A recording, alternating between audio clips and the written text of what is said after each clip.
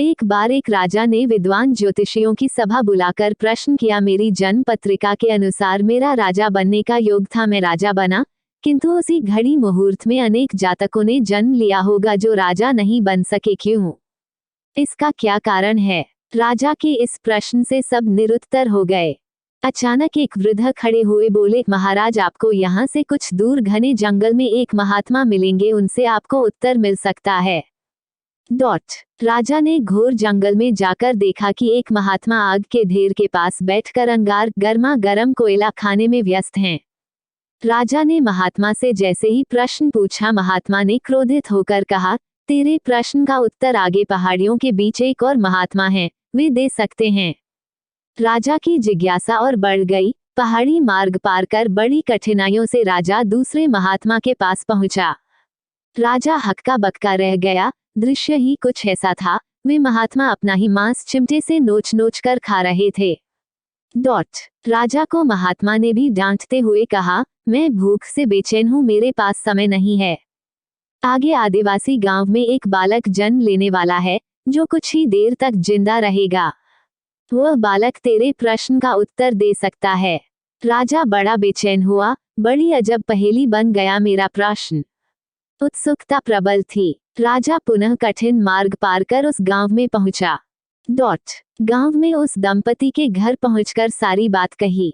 जैसे ही बच्चा पैदा हुआ, दंपति ने नाल सहित बालक राजा के सम्मुख उपस्थित किया। राजा को देखते ही बालक हंसते हुए बोलने लगा, राजन, मेरे पास भी समय नहीं है, किंतु अपना उत्तर सुन लो तुम। मैं और दोनों महात्मा 7 जन्म पहले चारों भाई राजकुमार थे। एक बार शिकार खेलते खेलते हम जंगल में 3 दिन तक भूखे प्यासे भटकते रहे। अचानक हम चारों भाइयों को आटे की एक पोटली मिली।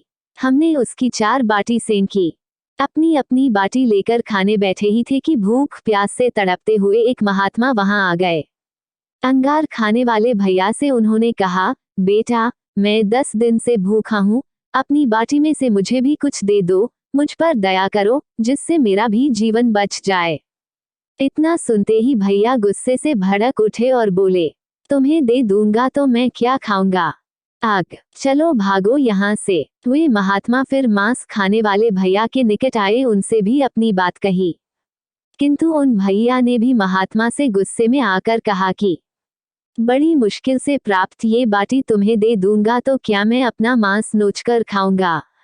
भूख से लाचार वे महात्मा मेरे पास भी आए, मुझसे भी बाटी मांगी, किंतु मैंने भी भूख में धैर्य खोकर कह दिया कि चलो आगे बढ़ो, मैं क्या भूखा मरूं। अंतिम आशा लिए वो महात्मा, हे राजन, आपके पास भी आए, दया की याचना की। दया करते हुए खुशी से आपने अपनी बाटी में से आधी बाटी आदर सहित उन महात्मा को दे दी। बाटी पाकर महात्मा बड़े खुश हुए और बोले, तुम्हारा भविष्य तुम्हारे कर्म और व्यवहार से फलेगा।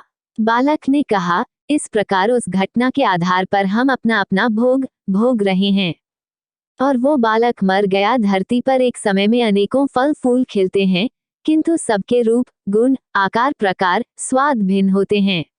राजा ने माना कि शास्त्र भी 3 प्रकार के हैं, ज्योतिष शास्त्र, कर्तव्य शास्त्र और व्यवहार शास्त्र। जातक सब अपना किया दिया लिया ही पाते हैं।